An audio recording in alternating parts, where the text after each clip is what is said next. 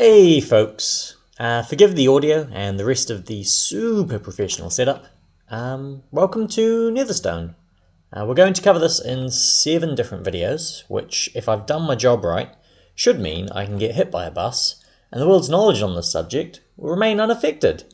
Huzzah! Lesson 1 will be the basics. Then we'll move on to moving minecarts, then comparators, item filters, clocks, a grab bag of other redstoney things, and then we'll throw it all together in a horrible mess. As a heads up, the level of knowledge needed for this is probably having made one redstone farm before with no tutorial.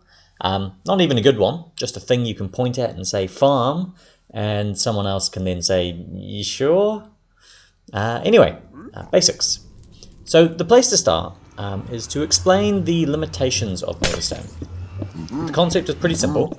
It's the attempt to do redstone, but in a nether-only world. That is, you start in the nether with nothing, and you can never leave the nether. It's a fun challenge, but the most pertinent part to us is what that means for our redstone, or rather our complete and utter lack of it.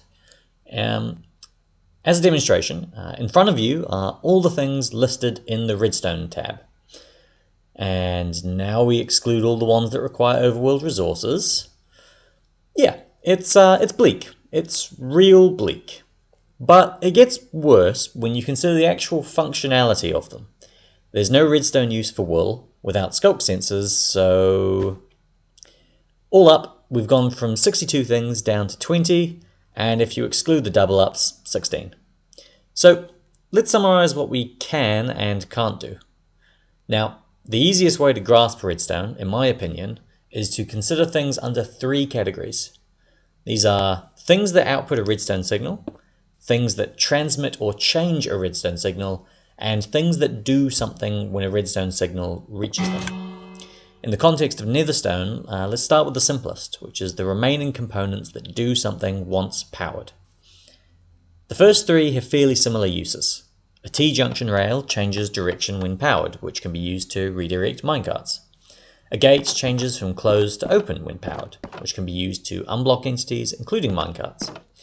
And a trapdoor is more or less the same as a gate, but can also be used to block entities when powered, depending on its placement and what type of entity, and yada yada yada. That leaves the door, which, I'll be honest, I'm yet to find any use for at all that a gate doesn't already do better. Yeah. And lastly is the humble hopper, which when powered stops picking up items. It's a really niche use case, but it does help a couple of odd contraptions, which we'll come back to much later. Alright, so that's things that do something when powered. Next up is the transmission of that power. Honestly, this one is kinda non-existent. These 2 things transmit redstone as much as amethyst blocks do, but it's all we've got to work with, so fuck. First up is tripwire. The length of it can be 42 blocks long, that is 2 tripwire hooks and 40 string. This means we can transmit a tripwire signal from 40 blocks away, provided it's in a straight line. And the way we do that is by passing an entity across the wire, which is almost always a minecart.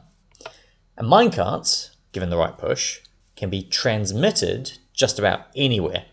They just take up more space and aren't as instantaneous. They also come in a few separate forms that have different properties, but we'll talk about that later. So that just leaves us the things that output a redstone signal. Obviously, we've been talking about tripwire, so if before we were talking about the wire, this time we're talking about the hooks, which when triggered, they power everything around the hook, as well as everything around the block that they're attached to, if it's a full block. Next up is buttons. These are unfortunately only ever going to be player activated, but they more or less have the same effect as the tripwire hook. And lastly are pressure plates. Now these are split apart because they do have separate uses. Wooden pressure plates can detect minecarts going around corners, while blackstone ones cannot. However, blackstone pressure plates can detect mobs and players, which also gives them some niche uses. Now, those are our limitations, but this leaves us with so many things we're still capable of. So stick around, you'll find out what those are.